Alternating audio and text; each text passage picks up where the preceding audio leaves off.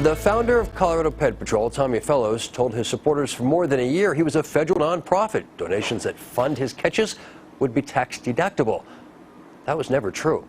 And even if you don't care if your donations aren't tax deductible, turns out Tommy can't solicit donations at all, according to the Colorado Secretary of State, which is now investigating. I already have a nonprofit organization. We are 501 already. We are a nonprofit. Tommy Fellows is the man behind Colorado Ped Patrol, which sets up internet stings with people they believe to be pedophiles and live streams the confrontation on YouTube. Want me to call the police? No. Do you want to have a coffee? No. Want me to call the police? No. Want to have a coffee? Yeah. Okay, I thought so. Tommy told us, by his own estimate, he has 850 members who pay at least $4.99 a month to be notified of his live streams. I had to send over all my information for the nonprofit and all that, because it's a tax write-off for him. I get it. Only 850 of his 100,000 plus YouTube channel subscribers are dues-paying members, but others donate through what are called live chats. The online service Playboard tracks more than $55,000 in live chats in less than a year and a half. I'm a new supporter. I want to donate more, but can you confirm that CPP is a 501c3? I need to know it so I can approach it. Of course it is, Sofanda. It is, yes. I don't know. I have to show you, but I show it on my live. I have my certificate. It's just not outside, it's inside. But it is, and yes, you can get a receipt. Repeatedly, donors would ask Tom if he's a 501c3, a nonprofit tax-exempt organization where donations are tax deductible. Penny, do you feel like Tommy misled you? Oh, we do. Now, definitely. Penny Ortiz says she donated nearly $800 to Colorado Ped Patrol. When you asked Tommy for receipts, what did he say? He never responded back to us. My husband got banned off Tommy's live. Because?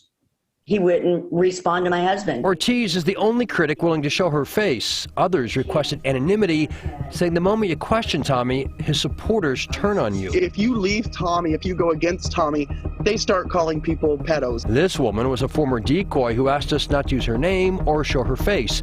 She says she set up underage profiles to lure would-be pedophiles, but soon became disillusioned with Tommy after she says he mistook an innocent person for a pedophile during a live stream. This person was around the same age. They did look similar on a picture, not in person.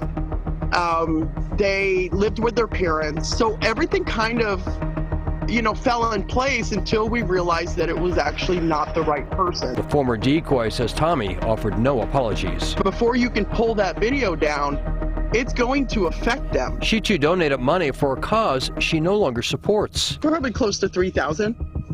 I know in one stream alone, I think it was for the Texas trip, I donated $850. She shared email documentation of what she spent, but she won't share where she lives, saying it would risk further doxing, which she blames on Tommy's supporters. In fact, here's a screenshot of one of Tommy's supporters asking, "Tommy, can we dox Rob Lowe?" And another, "Reporter was probably a pedo." This was soon after Tommy complained about his last interview with me. Anytime people leave him, it's a big situation. And he put all that out. I started getting threats. I started getting calls.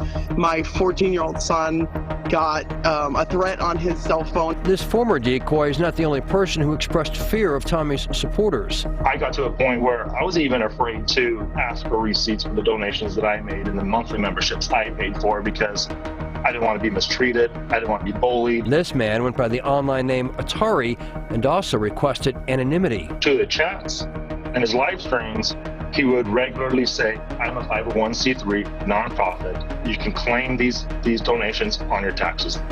Countless amount of times. And I believed him. You understand that every time you told people that you were a nonprofit for tax deduction purposes, that was illegal?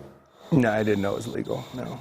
The state of Colorado says you have to register as a charity in Colorado to solicit donations for tax deduction purposes, and you never did that. No, I never did that. In June, Tommy Fellows stopped claiming to be a 501c3 nonprofit, but says he never told people he was, even though more than a year of his videos prove otherwise. It was never said. It was never said, and I will challenge you to that. Pull up a video and I'll challenge you to that. So we did. Are CPP donations tax write-offs since you're not? They are. If you ever need a receipt, let me know and I'll get it to you. Somebody asked me if there were tax write-offs. And you said they are, and I'll provide your receipt, and that's not true, is it? I don't know. I don't know. I truly don't know. But then you shouldn't be telling people that they can do that. Tommy claimed ignorance about tax law, insisting because he has a certificate of good standing with the state of Colorado, he thought he was allowed to operate as a nonprofit that accepts donations.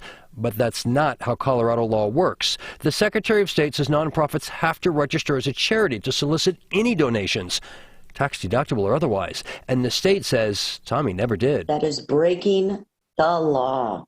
The law is the law. White is white, black is black.